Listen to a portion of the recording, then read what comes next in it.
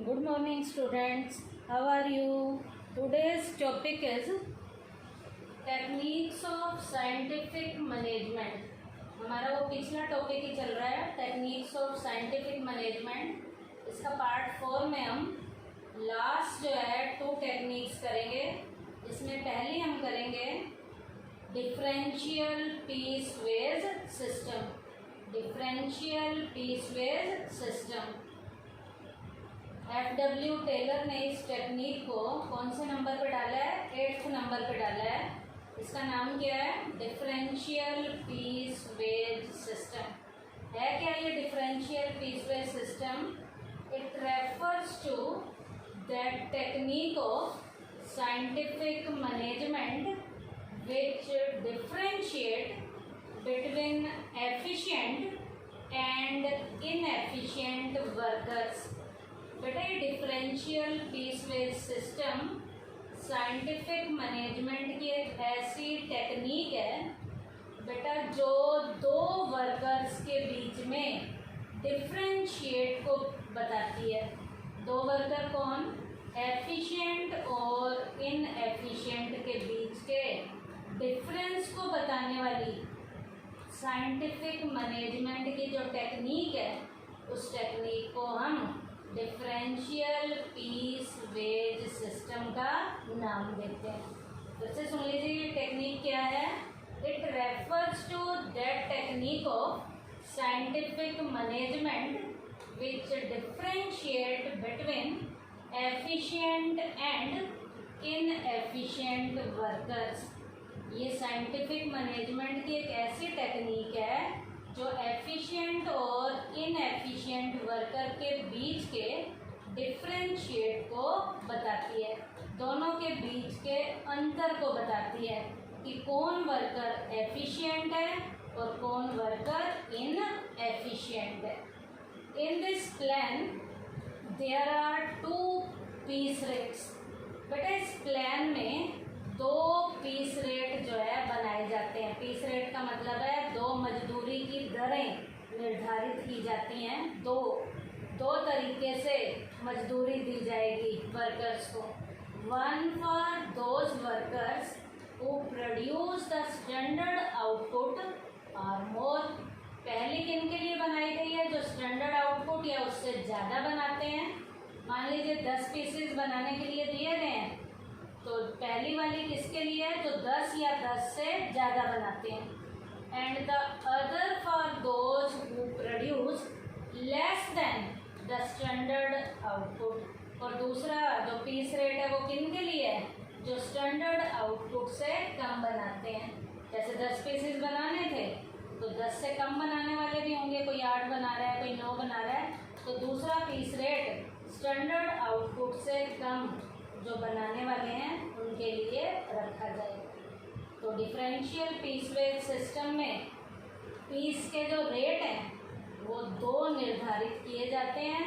एक उनके लिए जो स्टैंडर्ड आउटपुट और उससे ज़्यादा बना रहे हैं, दूसरा उनके लिए जो स्टैंडर्ड आउटपुट से कम प्रोड्यूस कर रहे हैं। उसके बाद है this acts as an incentive for a less efficient worker to be motivated to perform better। बेटा ऐसा ये 2 पीस रेट क्यों रखे गए हैं? इसलिए रखे गए हैं कि जिन वर्कर्स की एफिशिएंसी डाउन जा रही है, जिन वर्कर्स की एफिशिएंसी जो डाउन जा रही है, ये पीस रेट उन वर्कर्स के लिए कम वाला जो कम काम कर रहे हैं उनके लिए 2 इसलिए रखे गए हैं कि जिन वर्कर्स को हम कम देंगे अब उनके मन में भी फीलिंग आएगी कि हमें कम मिल रहा है, हम अपनी जो एफिशिएंसी है, हम जो है अपनी परफॉर्मेंस है उसे हम बेटर करें।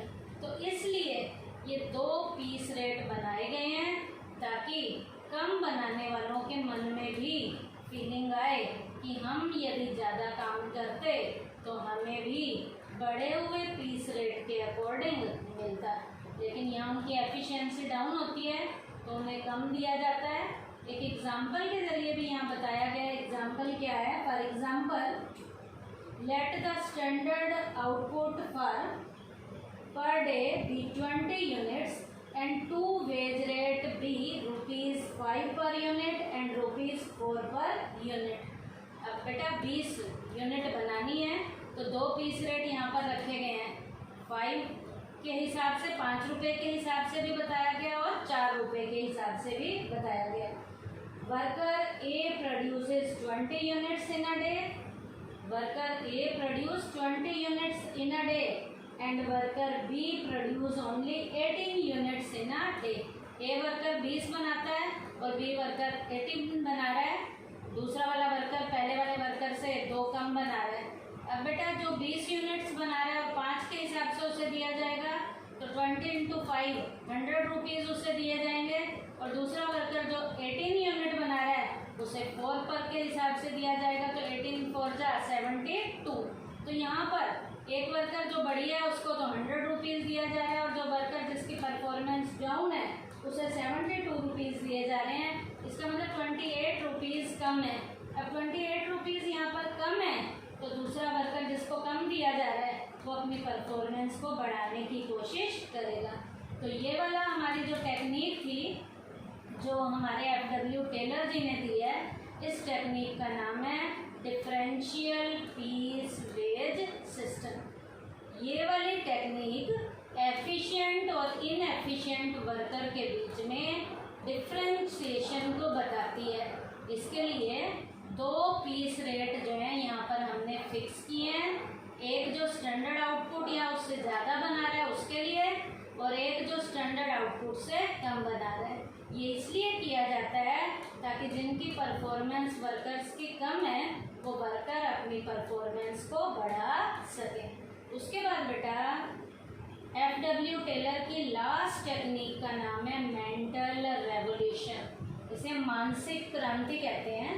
है क्या ये technique? It refers to the change in the attitude of management and workers towards one another from competition to cooperation. बेटा मेंटल रेवोल्यूशन ऐसी टेक्निक है जो कहती है कि मैनेजमेंट और वर्कर्स को दोनों को अपने अपने एटीट्यूड में चेंज लेकर आना है। दोनों ने अपने अपने एटीट्यूड में चेंज लेके आना है ताकि कोऑपरेशन की फीलिंग से वो काम करें और कंपटीशन को बढ़ावा मिले। तो इस टेक्निक को मेंटल रेवोल्यूशन का नाम देते हैं। क्या टेक्निक है ये? फिर से सुनिए। It refers to the change in the attitude of management and workers towards one another from competition to cooperation. Management और वर्कर ने अपने एटीट्यूड में चेंज लाना है। मैनेजर ने ये नहीं सोचना कि मैं मैनेजर हूँ और वर्कर ने भी बिल्कुल नीचे वाली स्टेज का नहीं समझना कि मैं वर्कर हूँ। वर्कर और मैनेजमेंट दोनों बराबर हैं। दोनों को अपने अपने एटीट्यूड में चेंज लेकर आना है। दोनों को अपने अपने एटीट्यूड में चेंज लाना है और चेंज लाने के लिए यहाँ पर दोनों में कोऑपरेशन होना चाहिए ताकि अच्छे तरीके से कंपटीशन को फेस किया जा सके। तो इस टेक्निक का नाम क्या है? Mental revolution. Normally it is seen that conflict between employees and workers result in division of profits. Normally क्या देखा जाता है? मालिकों और वर्कर्स के बीच में जो लड़ाई झगड़ा होता है उसका कारण प्रॉफिट के डिवीज़न का होता है, with both the parties demanding a large share of profit।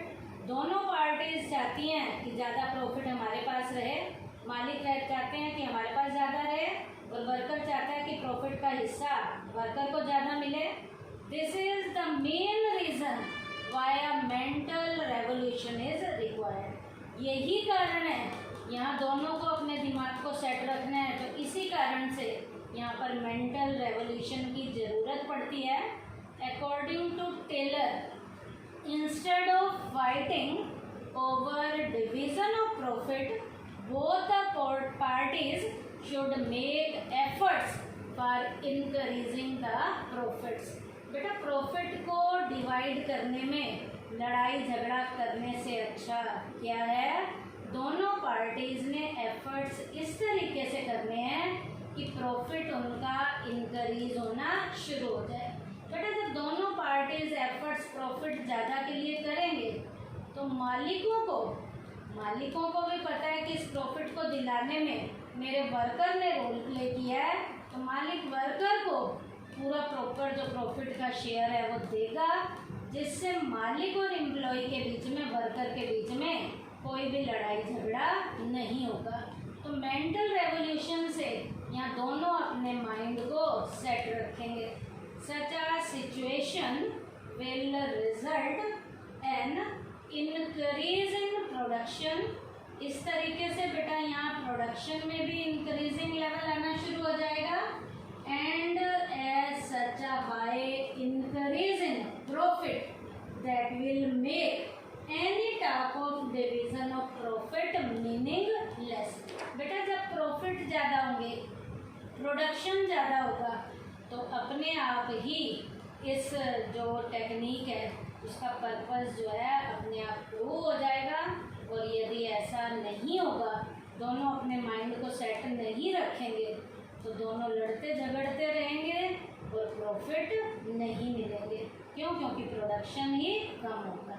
तो यहाँ पर मेंटल रेवोल्यूशन के जरिए दोनों ने, मैनेजमेंट और वर्कर ने, अपने अपने एटीट्यूड को चेंज करना है और कोऑपरेशन से काम करना है ताकि कंपटीशन को बढ़िया तरीके से फेस किया जा सके। ज़्यादा काम हो, ज़्यादा प्रॉफिट हो। अब ज़्यादा काम और ज़्यादा प्रॉफिट होंगे तो प्रॉफिट का शेयर अच्छे से डिवाइड किया जाएगा और किसी भी तरीके की कोई भी प्रॉब्लम नहीं होगी। तो ये टेक्निक कौन सी थी हमारी एफ.डब्ल्यू. टेलर की लास्ट टेक्निक, जिसका नाम है मेंटल रेवोल्यूशन। अब बेटा हमारी ये सारी की सारी जो टेक्निक हैं वो फिनिश हो चुकी है। आज के टॉपिक में हमने बची हुई 2 टेक्निक्स की थी, जिसमें पहला डिफरेंशियल पीस वेज सिस्टम और लास्ट हमने कौन सी की है? Mental revolution. थैंक यू बेटा।